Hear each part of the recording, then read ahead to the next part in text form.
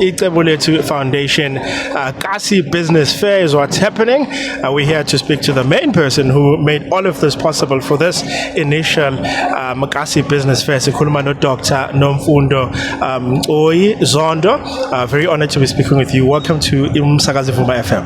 Ngiyabingelela to all the listeners and everyone who's listening nase studio egameni lihle lomfeli wami uJesu Kristu. Amen. Namhlanje sikhuluma nje lo mcimbi uhlala kokuqala abantu baseHammersdale banenhlahla kakhulu abantu besifundazwe kaZulu Natal kakhulukazi iTheku as well. Sicela ukhulume nathi ngokuhlelwa kwalo mcimbi nanokuthi ithini inhloso yawo.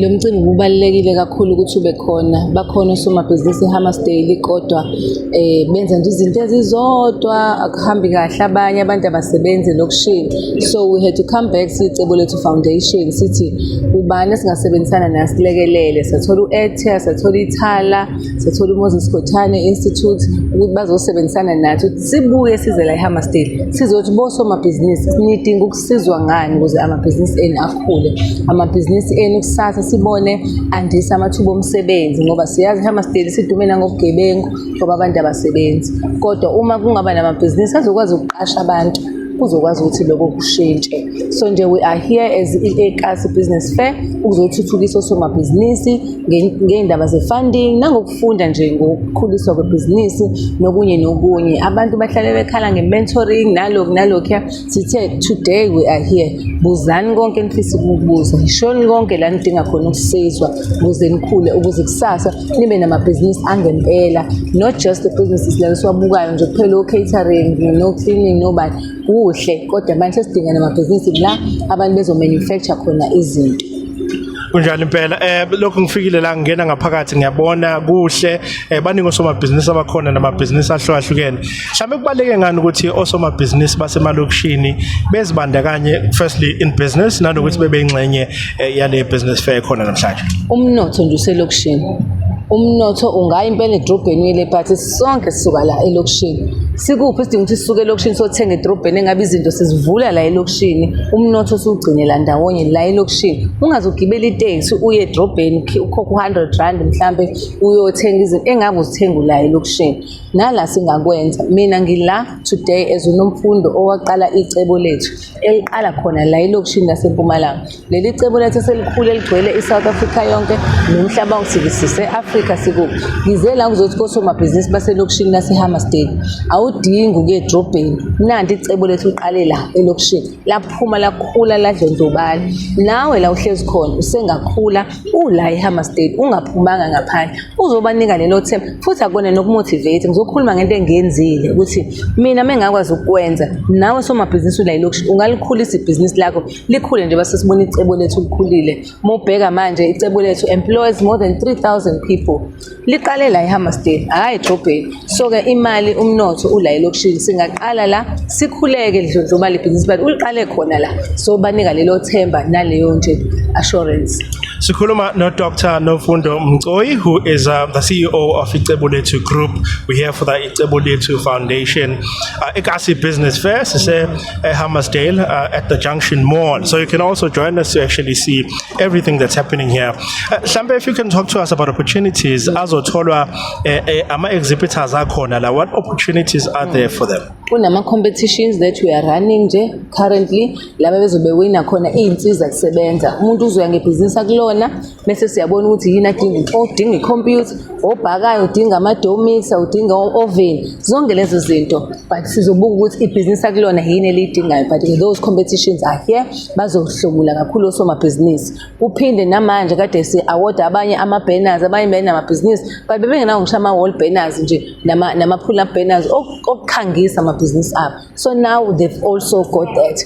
Nama-master classes ke sizoba nawo abaluleke kakhulu ukuthi attend osomabhizinisi azobakhulisa in terms of funding, in terms of how to run a business, how to cost things in a business correctly, nokunye okuzobasiza even to comply. Compliance is very key in businesses ngoba amanye aze afe ngenxa ye-compliance ngoba abantu vele baliqale wrong.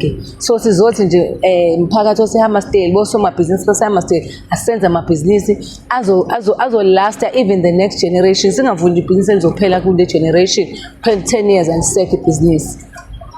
Sikhuluma no Dr. Nomfundo Mcoyi mhlambe nje sesikudedela what advice would you give to osomabhizinisi abasemalokishini listening to Vuma FM right now? You are known and respected across Africa, across the world. You've got accolades, you've got a very big organization or company that you run. Ungathini kumlaleli ukumkhuthaza kakhulukazi where business is concerned? Ngifisa ukuthi nje usomabhizinisi ungazibukele phansi, ungazithathi kancane.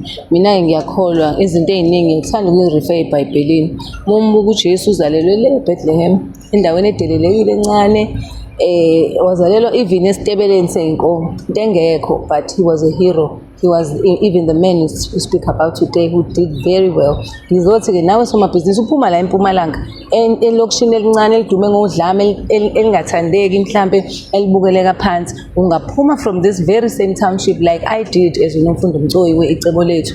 Manje ngibatshaza umhlaba wonke but ngiphumela. So now ungazithathi kancane ukuthi ngoba ngiselokishini mina ngizibukela phansi, kusengenzeka la kona endaweni edelelekile encane nengabukeki inganikeza ithemba usengavula noma iliphi ibhizinisi ukwenza. And more than anything iMpumalanga yaziwa njenge-industrial hub. Bekhona oSpinlon, khona iy'nkampani ezimanufacture amathawula nendwangu. Kusengenzeka lokho. Kusengenzeka lokho kusengaqala phansi. Wena nje usomabhizinisi umusu lokhu ucabanga lezi zinto eziseduze phambi kwakhe ezisheshayo. Ake sihlehle sibuthi what can I manufacture? Sengiyitholile ithenda yokusupplya ama-toilet paper. Yini ngilongisayo wathenga ezitolo ngwasupply ngibe umessenger? No, I need to go back and thenga umshini wokuwakha ama-toilet paper mina ngise ngwasupply.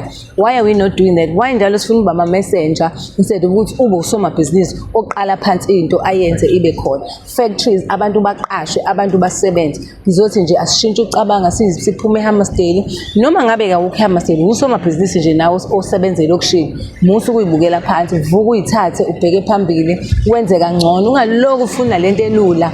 Bazalwana siye ukufuna into elula, sizame nezinto ezinzima, siqhubeke izinto ziphume kuthina ngoba uNkulunkulu usiphila manje.